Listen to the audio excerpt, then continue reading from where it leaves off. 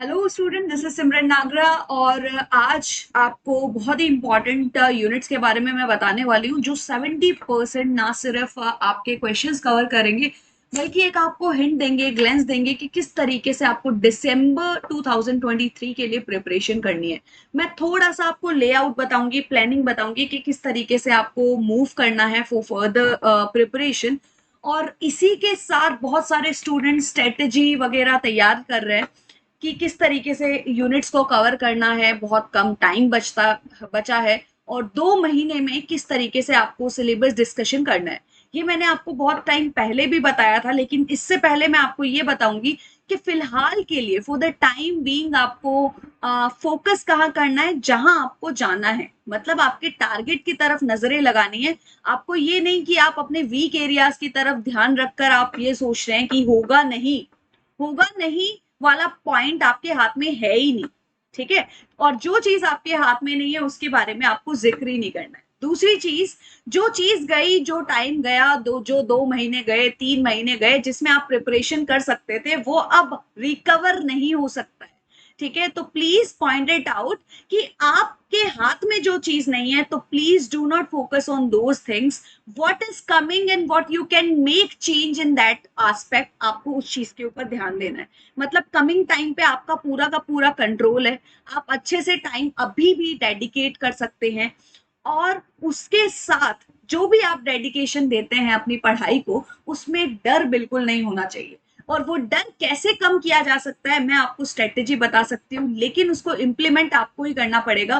कि भाई कितनी यूनिट्स आपकी मास्टर्स में आपने किया था और उसमें से कौन सा पार्ट स्ट्रांग था, कौन सा पार्ट वीकनेस था। मैं हमेशा किसी भी स्ट्रेटेजी को बताने से पहले, चाहे आप 4 महीने पहले तैयारी करें, चाहे आप 2 महीने पहले तैयारी करें, आपको दो चीजें जरूर क्लियर होनी चाहिए कि कौन सा आपका स्ट्रेंथ पॉइंट है और कौन सा आपकी वीकनेस है। ठीक है। और जैसे ही आपको ये पता चलता है तो आपको ये पता है कि यार मैं जिस चीज में अच्छी हूं ना, उसमें मेरा कंपैरेटिवली, मतलब तुलनात्मक कम समय लगेगा उस चीज को प्रिपरेशन करने में।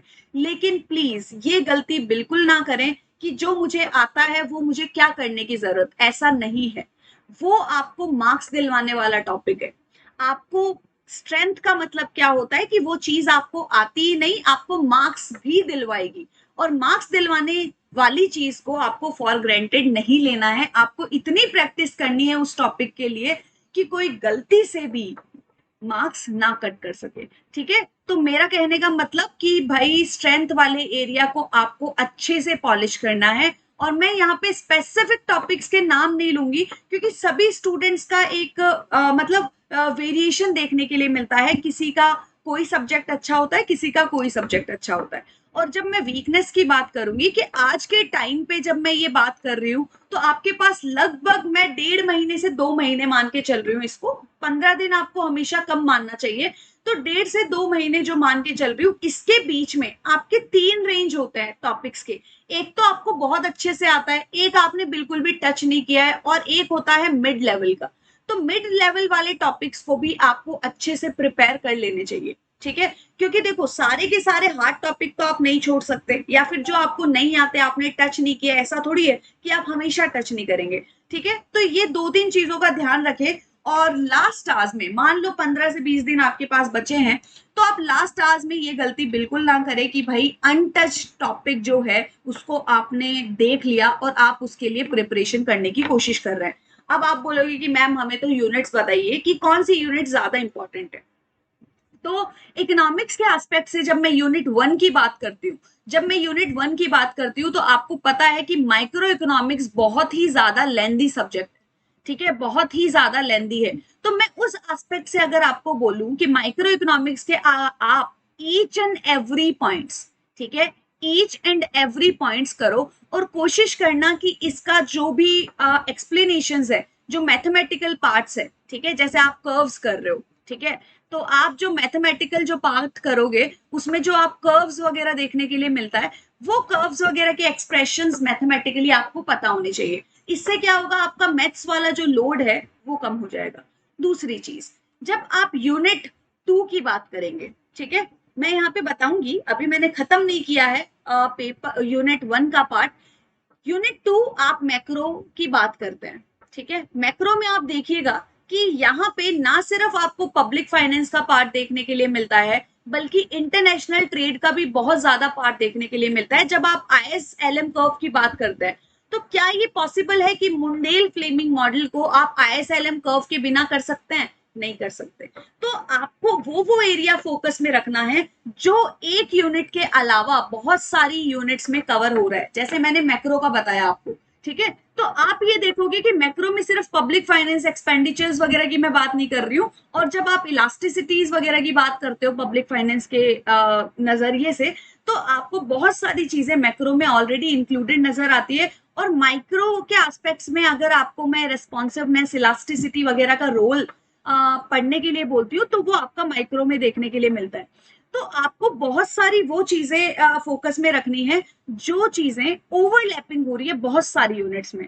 यूनिट 3 की अगर मैं बात करूं, अब मैं इस यूनिट के आगे मैं ये बोलूंगी कि ग्रोथ एंड डेवलपमेंट, यहाँ पे आपके बहुत सारे इंपॉर्टेंट आपको टॉपिक्स देखने के लिए मिलेंगे।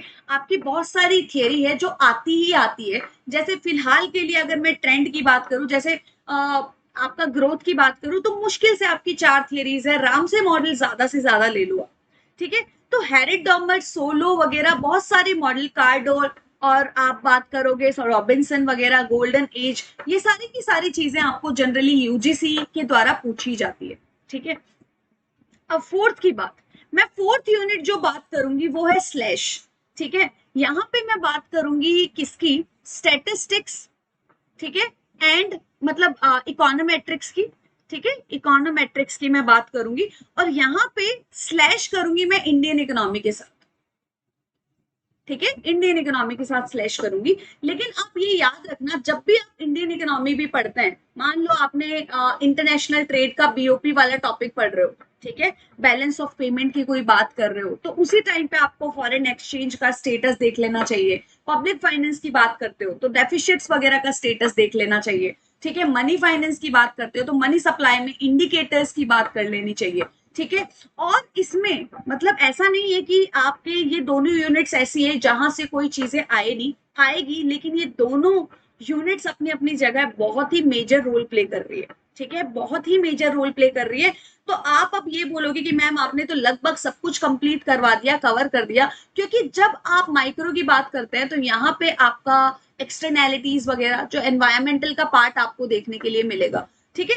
तो ये सारे के सारे जो टॉपिक्स है, खासकर जो ओवरलैपिंग वाले टॉपिक है, जैसे मैं पब्लिक फाइनेंस की भी बात करूं, एनवायरमेंट की भी बात करूं, ठीक है, एनवायरमेंटल इकोनॉमिक्स में जो आप एक्सटर्नैलिटीज के बारे में पढ़ते हैं, कॉस्ट थ्योरम की बात करते हैं, ठीक है, और मार्केट फेलियर की बात करते हैं, ये आपके ऐसे टॉपिक है जो ओवरलैपिंग हो रहा है, ठीक है, जिसमें आप वेलफेयर इकोनॉमिक्स की भी बात कर रहे हो। तो यहाँ पे आपको ये कुछ यूनिट्स के बारे में जरूर पता होना चाहिए, मतलब कि ये कंप्लीट कर लेनी है, ये तो 100% आपको कंप्लीट कर लेनी है, ठीक है। तो इन चीजों में मतलब किस तरीके से प्रिपरेशन करना है, अभी अभी मैं आपको एक और इंपॉर्टेंट न्यूज बता देती हूँ कि भाई मेरा क्रैश कोर्स लॉन्च होने जा रहा है इकोनॉमिक्स का, ठीक है, और बहुत ही इंपॉर्टेंट क्रैश कोर्स है जिसमें मैं यूनिट वाइज पहले तो थियरी करवाऊंगी, ठीक है, और वो भी पूरा लाइव। तो आप ऑन द वेरी स्पॉट पूछ सकते हैं। थियरी करवाने के बाद मैं आपको प्रैक्टिस करवाऊंगी। मोस्टली मैं लेने का सोच रही हूँ PYQs,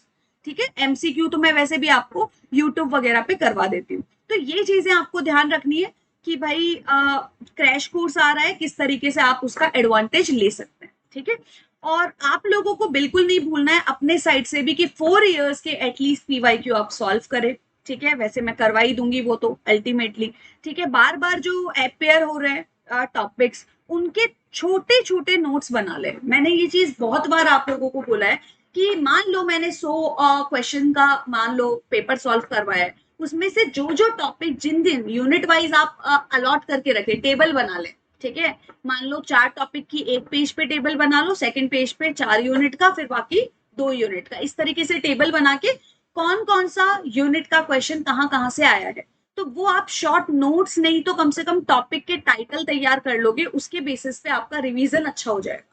आपके पास ऐसा होता है ना कई बार 15 दिन बच्चे हैं मैं क्या करूं, उस टाइम पे वो 3 पेज आपके लिए काम आएंगे, ठीक है। और डिफरेंट टॉपिक्स जो आपको देखने के लिए मिलते हैं वो टॉपिक आप अपने इंटरेस्ट के अकॉर्डिंग तय करेंगे कि भाई मेरा इंटरेस्ट ये है, ठीक है, और उसके अलावा जो मेरी वीकनेस है उसको मैं धीरे धीरे लेकर किस तरीके से चलती हूँ, सारा का सारा काम बिना डर के, डेडिकेशन के साथ और कमिटमेंट के साथ करना है जी, ठीक है। नहीं तो आपकी प्रोडक्टिविटी नहीं बैठेगी। आप एक बार थोड़ा सा एक बार अंदाजा लगा के देखिए कि इफ यू आर प्रिपेयरिंग, ठीक है, और कहीं ना कहीं आपका मूड ऑफ है या फिर स्ट्रेस्ड आउट हो, तो आप इतनी अच्छी पढ़ाई नहीं कर पाते, ठीक है, आप इतनी अच्छी पढ़ाई नहीं कर पाते हो। तो ऑनलाइन कोर्सेज जो आपको देखने के लिए मिलते हैं, इसका फायदा किस तरीके से उठाओगे? जैसे कि अभी मैंने क्रैश कोर्स का बताया, इसमें आपका फायदा क्या है? इसमें ये फायदा है कि भाई आप किस तरीके से, मैं तैयारी कर रही हूँ पूरा का पूरा, शॉर्ट में आपको रिवीजन करना है, तो तैयारी उस हिसाब से इंपॉर्टेंट टॉपिक मैं उठा के लाऊंगी, आपका वहां पे टाइम नहीं जा रहा, ठीक है। जो भी सिस्टमेटिक सीक्वेंस, जो भी एड ऑन करना है वो मैं करूंगी।